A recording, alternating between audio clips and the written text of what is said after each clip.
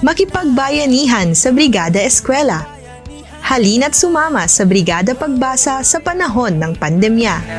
Bayanihan.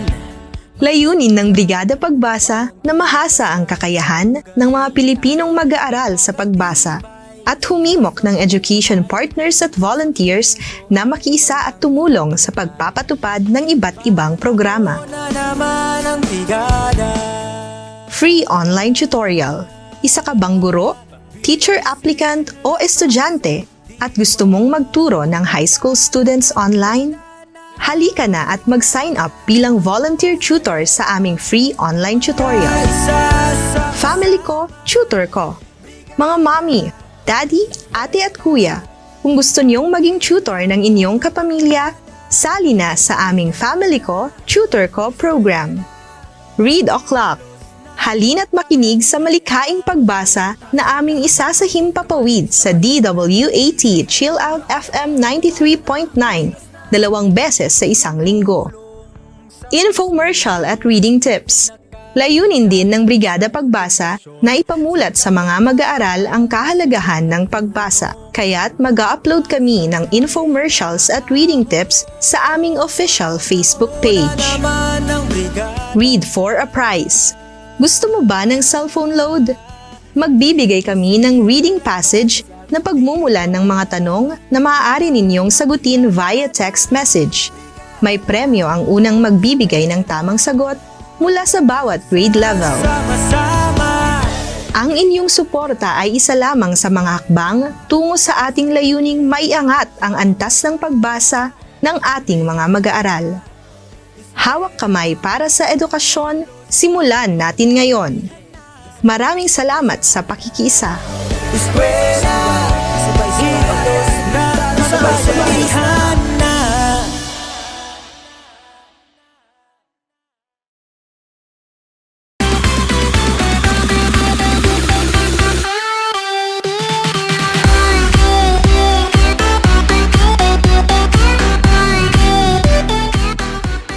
Hello everyone! Balik eskwela na! Maligayang araw sa ating lahat, lalo na sa ating mga mahal na mag-aaral dito sa Ilocos Norte College of Arts and Trades. I am Teacher Dave, your new teacher in Filipino from Barangay 5, Lawag City.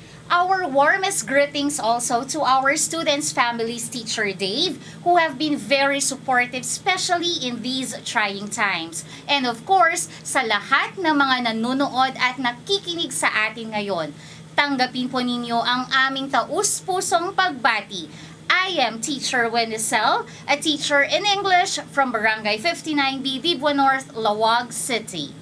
Isang magandang araw sa'yo, Teacher Dave. Napakakisig mo naman ngayong araw na ito. Isang magandang araw din sa'yo, Teacher Winsel. And definitely isang napakagandang araw din po sa inyong lahat because we are here today to launch the programs of our school for this year's Brigada Pagbasa. By the way, Teacher Winnie, ano nga ba ang ibig sabihin ng Brigada Pagbasa? Well, Teacher Dave, Brigada Pagbasa is a national movement that aims to bring together all education champions and supporters to contribute to nation building by helping all Filipino children enhance their literacy and numeracy skills. Tama! Taon-taon bilang bahagi ng paghahanda ng ating paaralan sa bagong panuruan ay binubuo rin ang programang Brigada Pagbasa sa ating paaralan. Ito ay bilang paghahanda at pagsuporta sa walang maliw na kasabihan ng ating kagalang-galang na kalihim ng edukasyon na si Honorable Leonor Briones na lahat ng bata ay nakakabasa. This year's Brigada Eskwela theme, Bayanihan sa Paaralan, emphasizes our collaborative efforts to support the implementation of DepEd's Basic Education Learning Continuity Plan. Ang ibig sabihin nito, tayong lahat ay may magagawa upang masiguradong ang batang Pinoy ay makatatanggap ng kalidad ng edukasyon sa gitna ng pandemya. That's right, Teacher Winnie.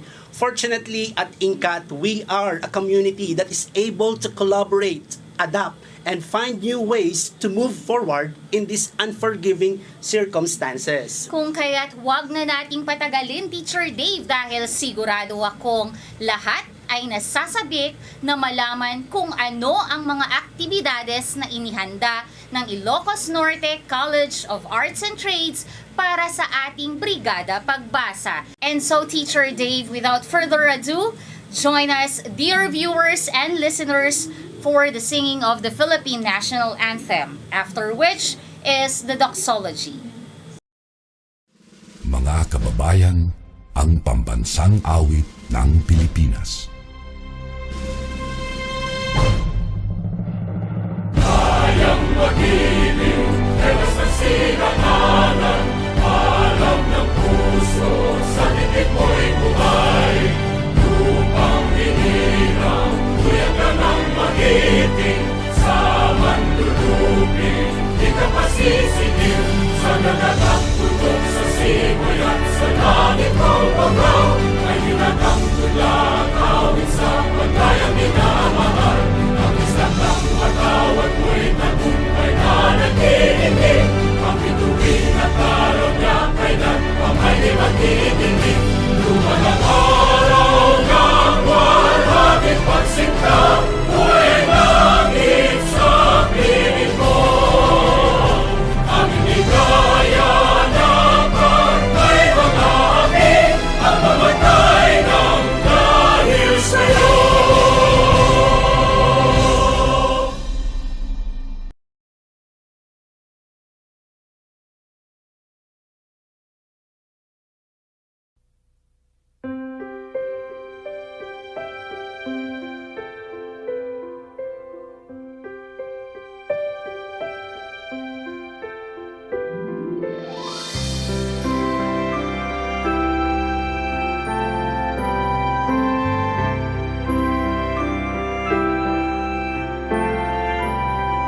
Dakilang may likha sa kalingat pang-unawa,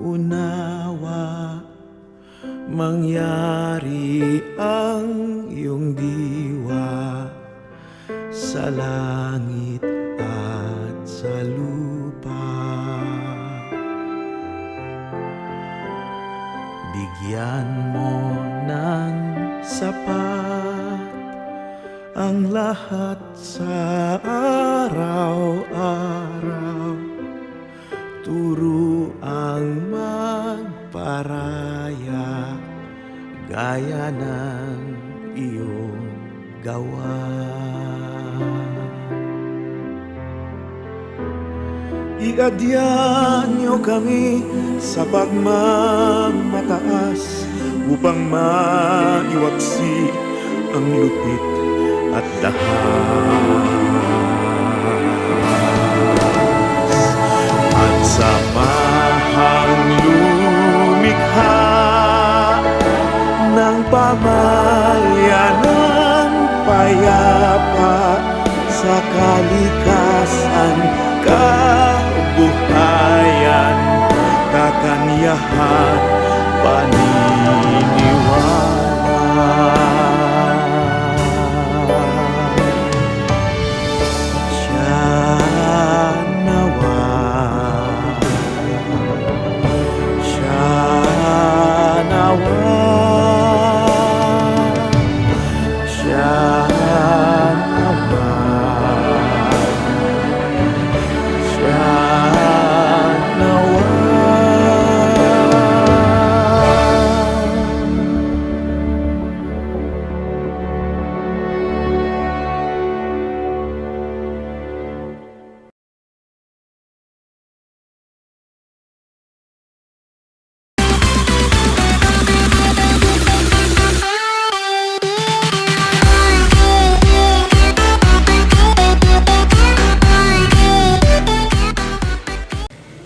Dave, before we proceed to the next part of our program, let me ask you this question. What is your favorite book? Or do you have any book that you are currently reading right now? to answer your question, kung ano nga ba yung favorite books ko. Actually, I do have lots of books na binabasa and I really don't know kung ano pinaka-favorite ko. But then, lately lang, meron akong book na kinagigiliwang basahin. And yun yung book na sinulat ni Noringay. And hopefully, alam mo kung ano yung book na yun. And that is, Parang Kayo, Pero Hindi. Parang gusto ko siyang basahin, Teacher Dave. Most probably, baka makaka-relate ka doon sa book na yan. So far, Teacher Dave, hindi pa naman ako makaka-relate sa puntong ito. Kung tatanungin mo ako ngayon, Teacher Dave, kung ano yung aklat na aking binabasa, ito ay ang Quest for Happiness na sinulat ni Jody. Basically, this book talks about the different tips that everyone can follow for us to have genuine happiness, especially that we are in this COVID-19 pandemic. So talagang magkaiba yung interest natin sa mga aklat. Actually, naka-move on na ako sa love life. So Teacher far, Dave. nasa part pa lang ako yes, ng... sa happiness naman ako ngayon. All for genuine happiness, Teacher Dave. Pahiram yes, naman ako ng aklat na yan kapag sure, tapos mo na Teacher basahin. Dave, sure. I am very much willing to lend you the book that I am currently reading. And for sure, Teacher Dave, ang tatawagin natin ngayong speaker ay isa ring bookworm like us. And for sure, she is not just willing to share the books that she owns, but also the pieces of advice, especially for our students. And so, without further ado, here to give her opening remarks is the chair of Brigada Pagbasa Committee, Teacher Army Suerte C. Manuel. Isang mapagpalang araw sa ating lahat. Panahon na naman ng brigada at isa sa mga programa ng Brigada Eskwela ay ang Brigada Pagbasa. Ika nga ni Francis Bacon, reading maketh a fool man. Isa sa mga mahahalagang makrokasanayan ang pagbasa. Through reading, we become a master over an empire of knowledge. Nagkakaroon tayo ng kakayahang makabuo ng kaisipan tungkol sa mga iba't ibang paksa na mahalaga sa ating pamayanan. Subalit, sa mga nagdaang panahon, may mga mag-aaral na nawawalan ng interes sa pagbasa. Ito ay nakababahala. Dito pumapasok ang kahalagahan ng Brigada Pagbasa. Ito ay naglalayong himukin ang iba't ibang stakeholders at volunteers na tumulong, mapa-estudyante man, guro, nanay, tatay, ate, kuya, lolo at lola o sino mang gustong matulungan ang ating mga kabataan na itinuturing nating pag-asa ng bayan. Sa ating virtual launching, ipapakita namin ang iba't ibang paraan ng pagtulong at iba pang mga programa ng Brigada Pagbasa. Binago man ng pandemya ang takbo ng buhay ng bawat isa, nandito pa rin ang diwa ng bayanihan at pagkakaisa. Tayo na't magbayanihan, mapatahanan man o sa paaralan, or kahit sino na pwedeng tumulong at makiisa sa ating layuning iangat ang antas at kakayahan ng mga mag-aaral sa pagbasa. Please take part in our Brigada Pagbasa activities. Be in CATapult.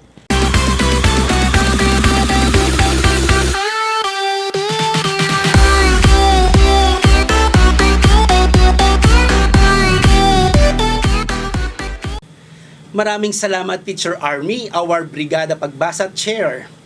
Alam mo, partner, sa pamamagitan ng Brigada Pagbasa ang ating inilulunsad, sisiguraduhin natin na lahat ng mag-aaral ng INCAT ay hindi lang nakakabasa, kundi sila rin ay nakauunawa ng kanilang mga binabasa sa tulong ng walang kupas na suporta ng kanilang mga pamilya at mga guro. Tama, sabi nga nila, anumang mithiin ay madaling mararating kung ang lahat ay marunong bumasa. Ang pagbabasa ang nagsisilbing daan upang tayo ay makarating sa iba't ibang lugar kahit hindi umaalis sa bahay. At dahil rin sa pagbabasa, Teacher Dave, nalalaman natin ang kasalukuyang kalagayan ng ating bansa. Sa pagkakataong ito, ating tunghayan ang ilang mensahe ng ilang mga piling mag-aral hinggil sa kahalagahan ng pagbabasa.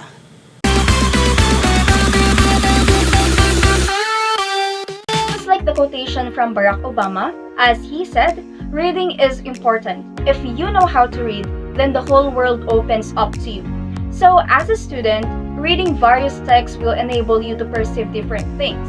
The world will be put into a spectrum that is vast, but at the end of the day, you will see that these perspectives give you a background of what reality is. Reading is a part of the basic skills of a person, and even if it's very fundamental and can be learned without formal education, meaning reading can be taught as early as 2 years old, it still plays a vital role in one's well-being through many ways. But what makes it very pivotal, other than this, is that it is very dynamic and it adapts to the changing world like science, like globalization, and like the environment. In this time of pandemic, reading also became our safe place. When we read, we forgot our problems. When we read, we feel relieved and at peace. As we open this school year, it is again a reminder to each one of us that reading is essential and that reading is a tool for us to continue education. Read, read, and read. Sabi nila, reading feeds the mind and the soul. Isa sa mga makro kasanayan ay ang pagbasa. Dahil dito, nakabubuo tayo ng sariling opinyon o kaisipan tungkol sa iba't ibang paksa o issue na mahalaga sa ating lipunan. Kaya tara na! Sama na sa Brigada Pagbasa!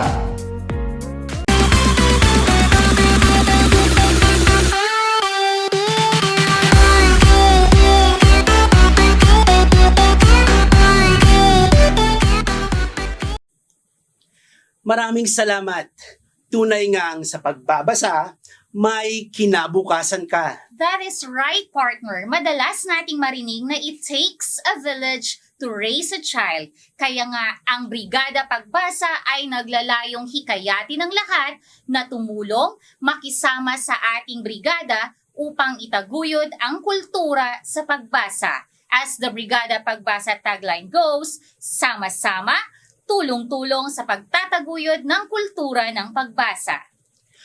Ang pagpapasinayang ito ay hindi magiging kumpleto kung hindi natin mapapakinggan ang mensahe ng ating kagalang-galang na panauhing pandangal. Teacher Dave, despite his busy schedule as the principal of Mariano Marcos State University Laboratory Schools, he is here to inspire all of us to cultivate our love for reading.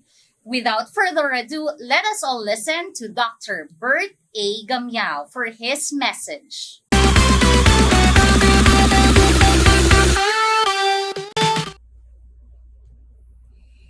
Good morning, everyone. The current global health crisis has halted our normal life, and everyone across the globe is coping with it.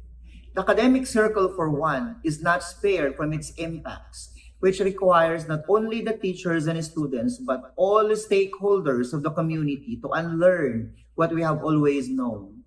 In a report by UNESCO, the coronavirus pandemic poses a profound impact on the basic education system, as approximately 87% of the world's student population, or about 1.5 billion learners, have been affected by the sudden change in the learning delivery mode.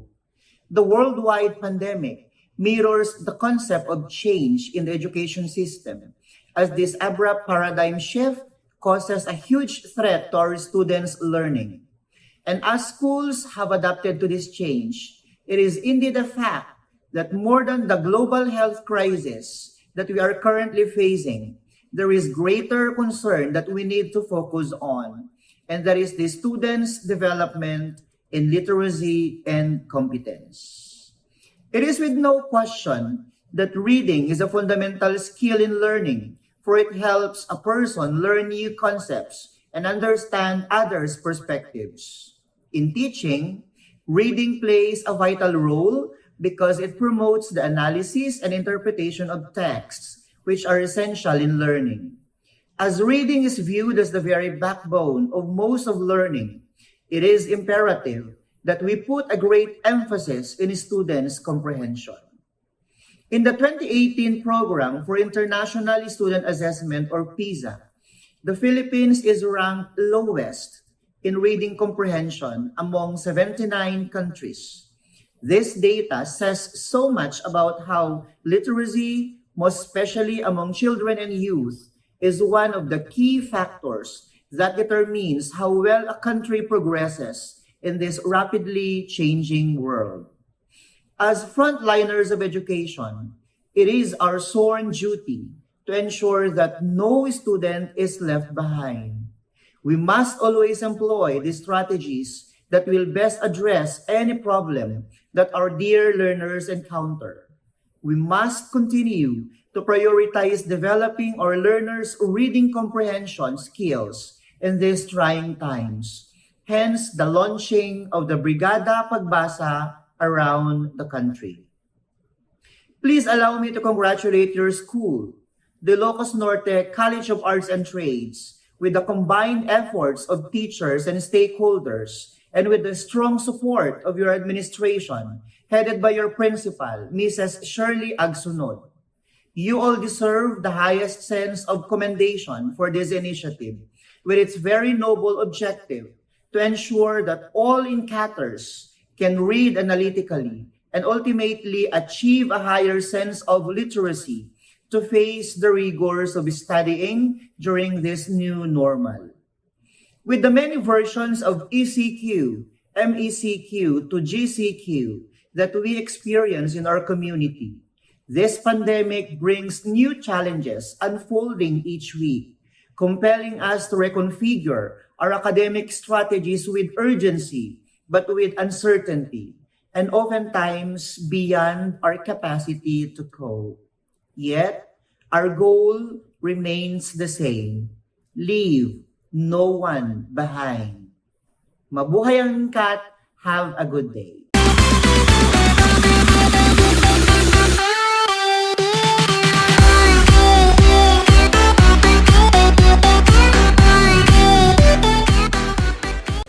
Thank you so much, Dr. Gamiao. The nuggets of wisdom you have just shared will motivate everyone to read, read, and read. For reading gives us a sense of empowerment. That is right, Teacher Dave. INCAT continues to stand the test of time because of the spirit of oneness that exists among the faculty, staff, and stakeholders. Bukod dyan, nakakaya ng INCAT ang anumang hamon dahil mayroon itong leader na nagbibigay gabay sa direksyong ating tinatahak. Kung kaya't sa pagkakataong ito, ating pakinggan ang mensahe ng leader na aking tinutukoy. Siya ay walang iba kundi si Ma'am Shirley C. Agsunod, ang ating principal.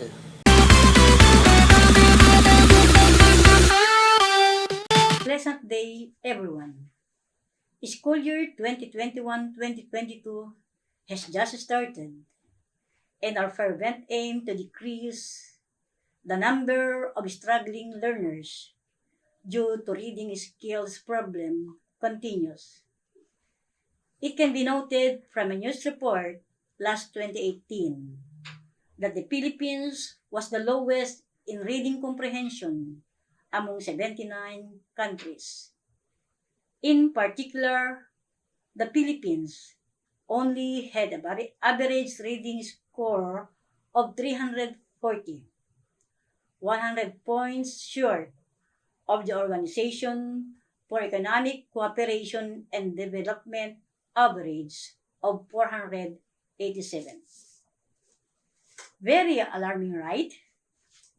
It is for this reason that the Department of Education, as stipulated in DepEd Memorandum Number 48, Series 2021, came up with Brigada Pagbasa as part of Brigada Eskwela, which is an after-school reading program that envisions bringing together education partners and experts to help all learners read and become functionally literate.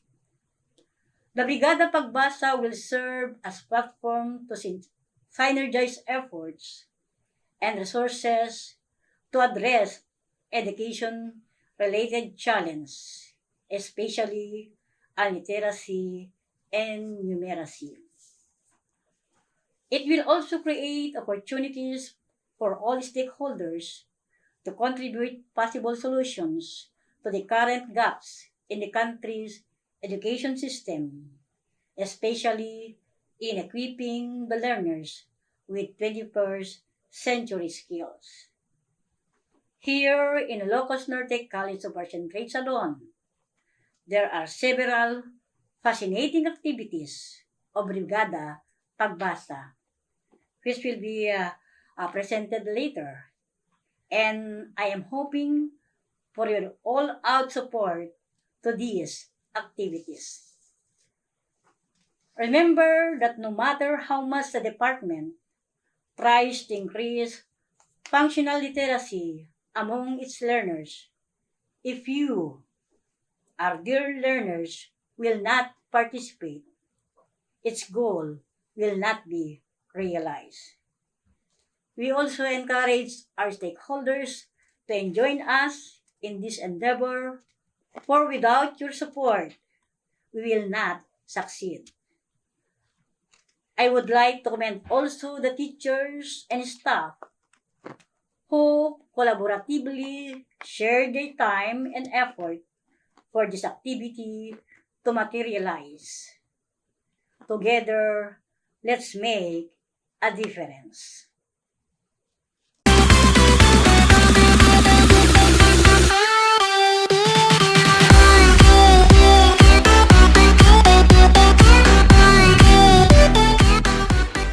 Maraming salamat, Ma'am Shirley. Rest assured that we are with you in the pursuit of your goals for INCAT. To present the activities of INCAT for this year's Brigada Pagbasa, here is Teacher Baby Rodel Sabino, or the Kiwag.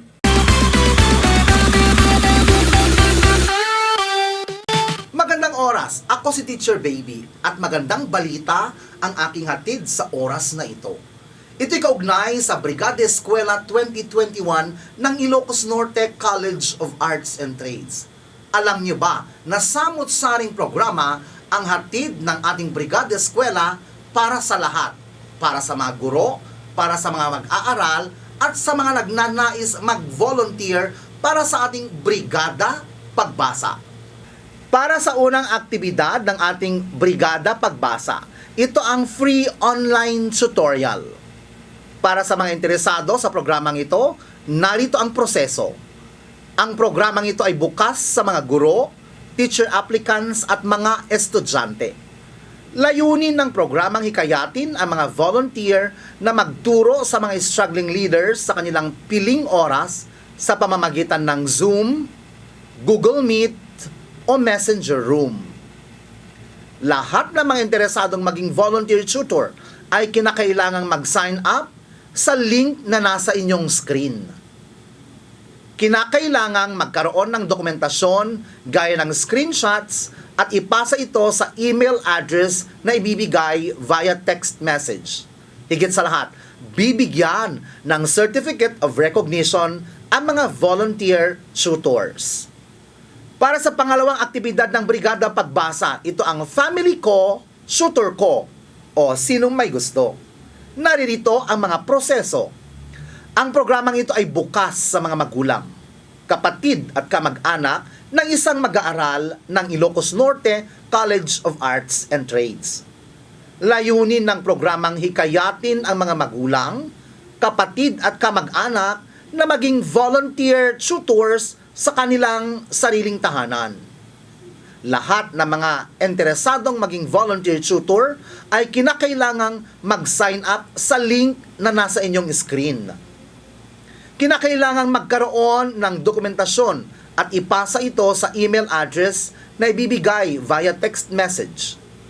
At higit sa lahat, bibigyan din ng Certificate of Recognition ang mga volunteer tutors. Kaya't ano pang hinihintay ninyo? Sama na sa Brigada Pagbasa, Family Ko, Tutor Ko. Para sa ating ikatlong aktibidad para sa Brigada Pagbasa, ito ang Ready O'Clock. Ano ang mga proseso? May mga itinalagang teacher readers mula English at Filipino departments. Magbibigay ng mga tanong ang mga ito, matapos ang isang malikhaing pagbasa at sagutin ng mga mag-aaral ang mga tanong sa pamamagitan ng pagkomento sa comment box. E-ere ang Read the Clock sa DWAT 93.9 2 beses sa isang linggo. Ano pang hinihintay ninyo?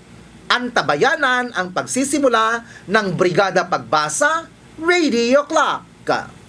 Pang-apat sa mga aktibidad ng Brigada Pagbasa ay ang infomercial at reading tips. Ay nako, antabayanan ninyo ito sapagkat marami kayong matututunan mula sa mga tips na ibibigay ng Brigada Pagbasa. Paano nga ba ang mga proseso nito? Layunin din ng Brigada Pagbasa na ipamulat sa mga mag-aaral ang kahalagahan ng pagbasa. Kaya't mag-a-upload kami ng infomercials at reading tips sa Facebook page ng paaralan. Ang reading tips ay i-upload isang beses, isang linggo. Kaya't antabayanan lamang ito at sama-sama tayong matututo mula sa programang ito ng Brigada Pagbasa. Panghuli sa programa ng Brigada Pagbasa ay ang Read for a Prize. Aba, interesting ito ha. Magkano kaya ang premyo? Para sa proseso, ang patimpalak na ito ay bukas sa mga mag-aaral ng INCAT mula grade 7 hanggang grade 12. May ibibigay na mga passage sa mga mag-aaral. Ang mga passage ay kalakip ng kanilang mga module. Sa isang passage, may isang tanong na kailangang sagutin ng mga mag-aaral at i-text ang sagot kabilang ang pangalan, grade level at section sa numerong ibibigay. At ang unang makapagbibigay ng tamang sagot sa bawat grade level ay makakakuha ng 50 pesos na load. Kaya ano pang inaantay ninyo? Antabayanan na ang Brigada Pagbasa, Read for a Prize. At yan ang mga iba't ibang programa natin ng Brigada Eskwela, lalo-lalo na ang programang Brigada Pagbasa para sa taong 2021-2022. Isang maalab na araw sa inyong lahat mula po sa Ilocos Norte College of Arts and Trades.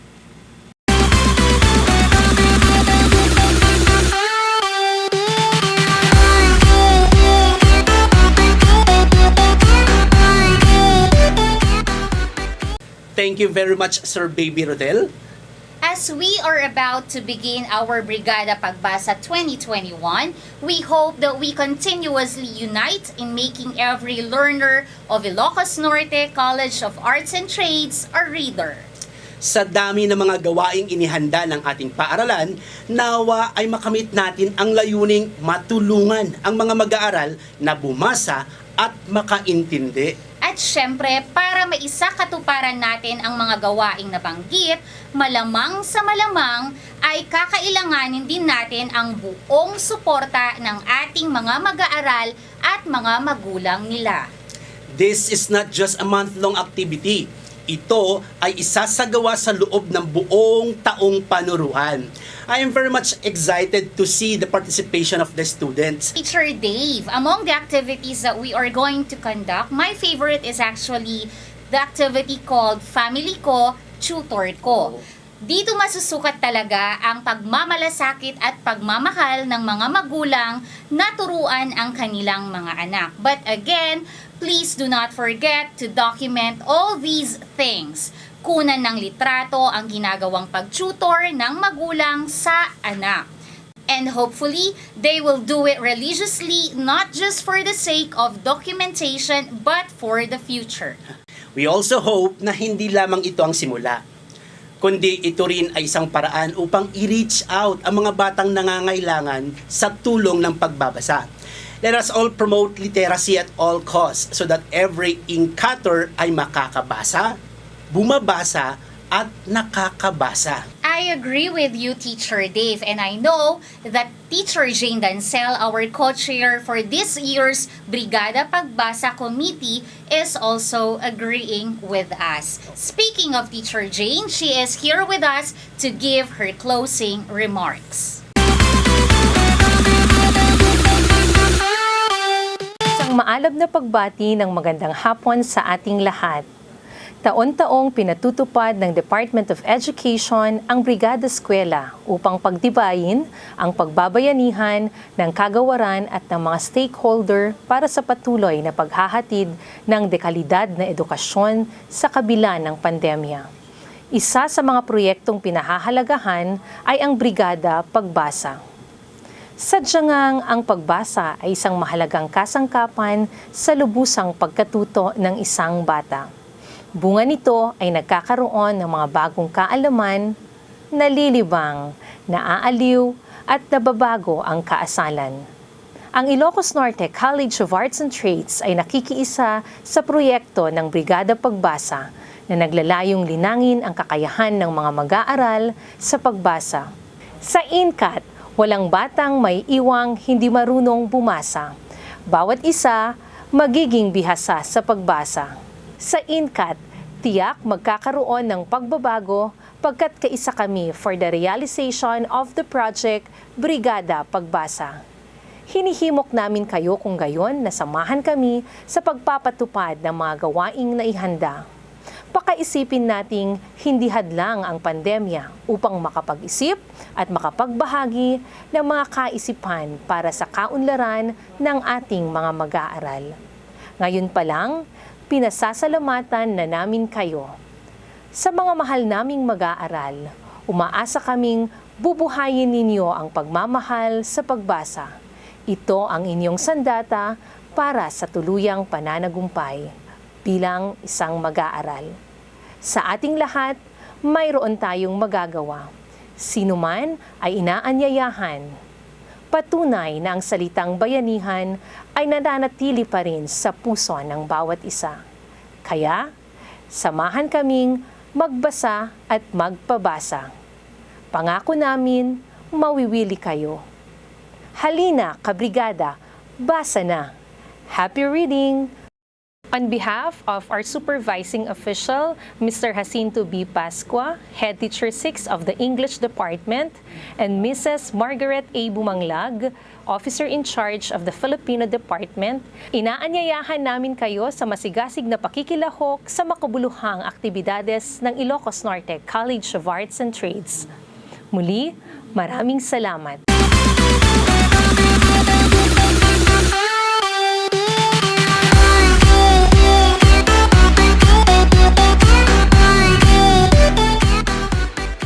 Thank you so much, Teacher Jane. Before we end this program, let me read you a quote from Dr. Zeus. The more you read, the more things you will know. And the more you will learn, the more places you will go. Tama. So our dear students, fall in love with reading. It's been a pleasure being with you today, partner. The pleasure is mine, Teacher Dave. And of course, it has been a pleasure being with you virtually today and taking the time to listen and watch us to what we have prepared. Wishing you all a pleasant evening. Maraming salamat po. Sama-sama, tulong-tulong sa pagtataguyod ng kultura ng pagbabasa. Patatagin ang Brigada Pagbasa kahit ngayong panahon ng pandemya.